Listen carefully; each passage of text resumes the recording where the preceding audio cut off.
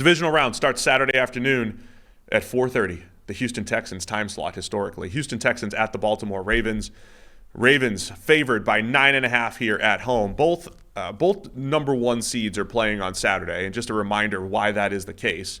Not that they don't always put the number one seed on Sunday anyway, but the games that are on Saturday have to occur because the Bucks played on Monday and the Bills played on Monday, so those teams had to play on Sunday. So that's why we have both number one seeds back to back on Sunday, starting with Texans Ravens, and the Ravens favored by 9.5.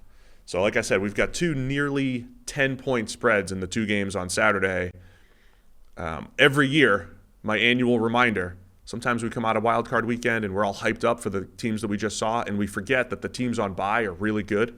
It used to be two teams on bye and you'd forget. But now, a reminder, the Baltimore Ravens are really good, despite, no matter how impressive the Texans' win was last week against the Browns. Yeah, it's a fair point worth making. All the way through the season, I'm not all the way, for a large portion of the season, it has looked like Baltimore and San Francisco are the two kind of class teams of the NFL, particularly when the Ravens were able to beat the 49ers and really kind of put a stamp on that. So to an extent, it makes sense that they are being given that kind of respect in terms of the betting line, and they are a very good team. But in both these games, I mean, almost 10 points kind of feels crazy to me. Like, the Texans' defense is good for a start, so immediately they can at least give a game to Baltimore's offense and to Lamar Jackson, all those kinds of things. And then the job that C.J. Stroud and Bobby Slowick and that Texans offense just did to an elite NFL defense in the Cleveland Browns, I think deserves a bit more respect than that. I mean, they just went out there with a game plan that shredded one of the best defenses in the NFL this season. And okay, they're going up against another one, but I don't know that you should be saying, well, there's no shot that they repeat that and it's all going to be Baltimore and, this isn't going to be close, which is what the line says. Yeah, I don't want to speak to the quote unquote controversy or J.J. Watt's comments or whatever it might be for those who don't care or weren't like in the middle of this, because it's always like a smaller percentage than you think that actually saw that. I don't want to, just because we were talking about Stroud's grade against Love's grade yesterday, I don't want to diminish what C.J. Stroud has done this year. He has been outstanding, especially for a rookie, and he's continued to get better throughout the season. I mean, the only real, I think he had early in the season when these teams played in week one, the first couple of weeks, I think Stroud did impressive things for a rookie, but like game flow wasn't great in the first one with the Ravens. They had to drop back and pass a lot. It wasn't the same C.J. Stroud. He has continued to get better and better. I don't want to take anything away from the rookie season that he's had. And of course, PFF Bobby and what he's done from a play calling standpoint, what Nico Collins has done for the Texans, breaking out as a legitimate 3-level threat to the defense. I don't want to take any of that, anything away from what the Texans have done.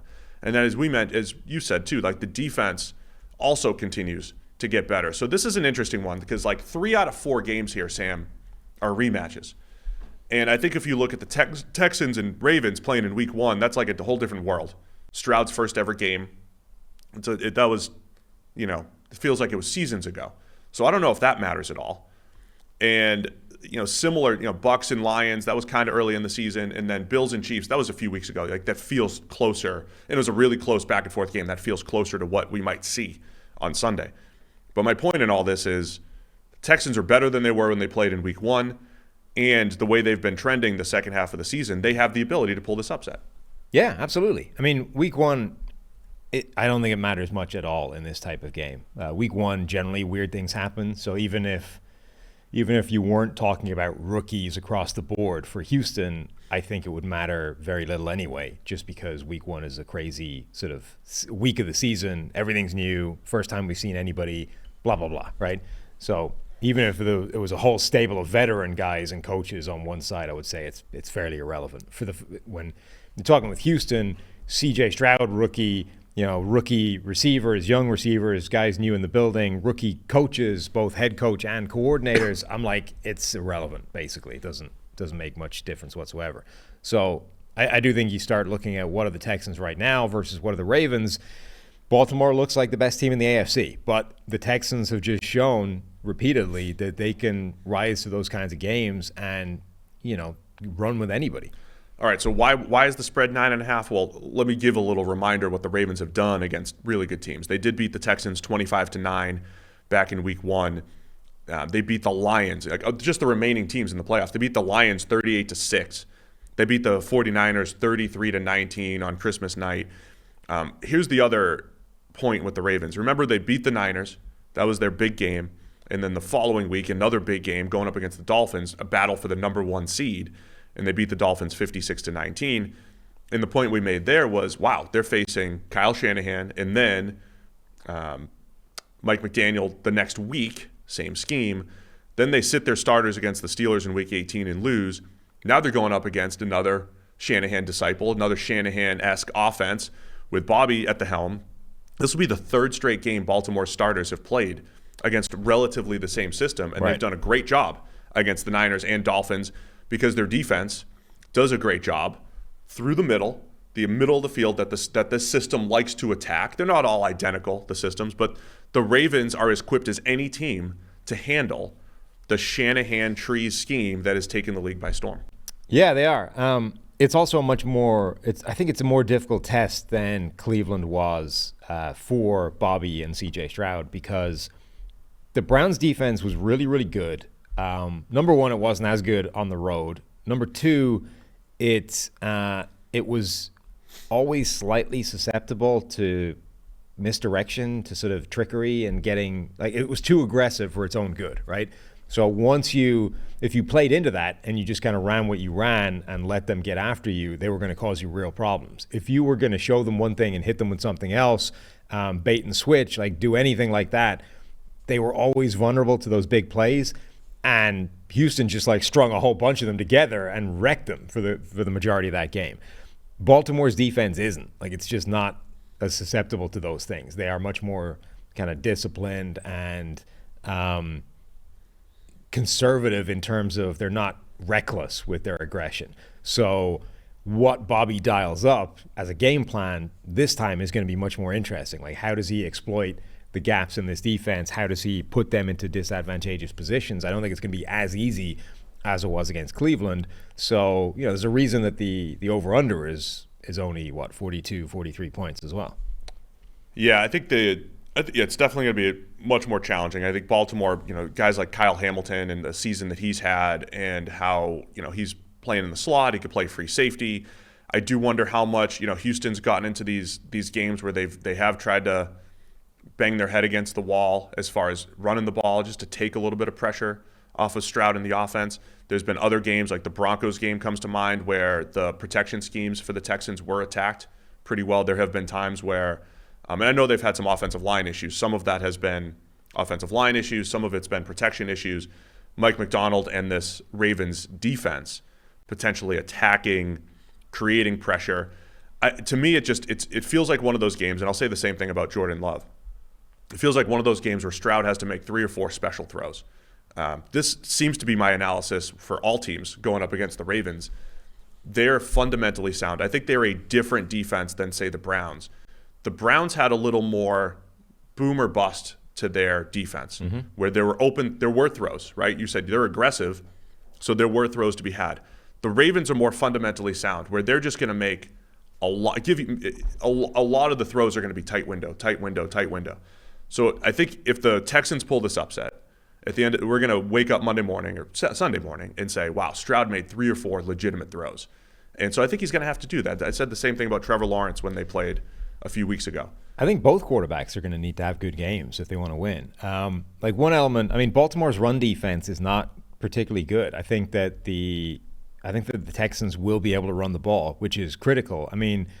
Greg Olsen had a tweet. I think it was Greg Olsen who was talking about, the critical part of offense in today's NFL is the marriage between the run game and the pass game. It's nothing is more effective than play action from under center specifically. Play action from shotgun is still really effective, but there is an edge to play action from under center. And this marrying of the run game and the pass game is critical to everything, right? Not treating them as sort of isolated things where you can start to differentiate quickly between one and the other. And that's the thing that the Shanahan offense has been trying to do for years, is tying those two things together, way back to RG3 and all those kinds of things. Like, that's what they've been focusing on. Mike McDaniel was the run game coordinator, right, before he became what he became. And like, it's this cross-training and understanding. And when you talk to Bobby, he makes that point, right? It's not just running for the sake of running. Like, tying the two together is vital to what that offense wants to do. So if they can't run at all, it's a problem for that offense. But I think they will be able to run against this Baltimore run defense that does allow, yardage. Conversely, I think the Texans have one of the best run defenses in the NFL this year. Like, they will actually have a pretty good shot of slowing down Baltimore's run game. And now you're going to force Lamar Jackson to be more of a passer. Now, I don't think that's a problem. I'm not saying the narrative is different, right? It's not like it was right at the start of his career where we're like, can Lamar even function if he has to drop back and pass? We're not talking about that at all. But the offense is going to be, I think, more one-dimensional, and it's going to lean on Lamar Jackson as a passing quarterback. And that kind of plays into the strength of the Texans defense as well, because they've got a pretty good stable of pass rushers, and Derek Stingley is playing really well at corner. They've got some coverage guys as well. I think that the Texans defense matches up pretty well with Baltimore. You're right about the run defense for Houston. They did get wrecked in that Week 18 game against the Colts, which was weird, right? They had not given up over like 3 yards per carry in weeks or whatever it was, and then the Colts just ran it like crazy. And then they did a nice job against the Browns. Something to keep an eye on, because the Ravens generally have their way when they want to when it comes to the run game. This weekend, Sam, during the playoffs here, I might get into some of the narrative stuff, and we're gonna map that. We're gonna wrap that into the analysis here. Yeah. I think there's some of the touchy-feely stuff that maybe got to the Cowboys last week. You've mentioned this with the Niners. Is the strategy against San Francisco, like, can you just get up? Can you get up 7? Can you get up 10 and, take them out of their wheelhouse? If you're the Baltimore Ravens, how much is history weighing on your mind? Can they get over that? Let's talk about the human element of this a little bit. I don't think the perception that Lamar can't win in the playoffs. He's won a game, right? At least got over that hump. Mm-hmm. But there are higher expectations for Lamar Jackson and the Ravens in the playoffs. The last time they had the number 1 seed was 2019. They lost in that game to the Tennessee Titans.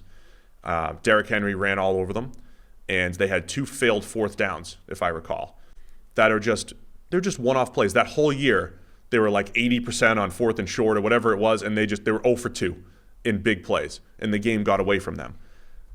I think the Ravens, as the number 1 seed Ravens, with that history, if the game flow gets out of hand early, do you start thinking about that? Does the human element start to come in? Do you start pressing? Does Lamar Jackson start pressing? Do you come out of your game plan? We saw this with Dallas last week. I think Baltimore, can they handle, it's weird to say, but like the road team with the rookie quarterback, can they handle the early onslaught from Houston, right? Because what we saw last week, not to overly commit to like what we just saw, we saw a Packers team that was like, we got nothing to lose here.